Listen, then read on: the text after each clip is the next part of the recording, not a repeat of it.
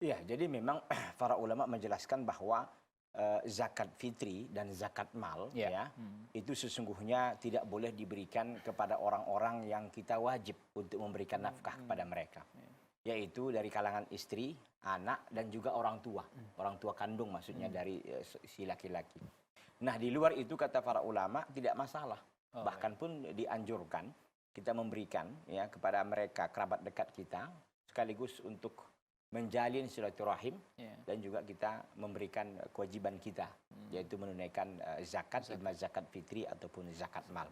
Jadi intinya saudara siapa tadi? Ilyas, Ilyas di Jawa Barat. Jawa Barat tidak mengapa ya memberikan zakat mal ataupun zakat fitri kepada kedua mertua karena memang sesungguhnya suami tidak memiliki kewajiban secara langsung memberikan nafkah ya kepada mertua itu tadi.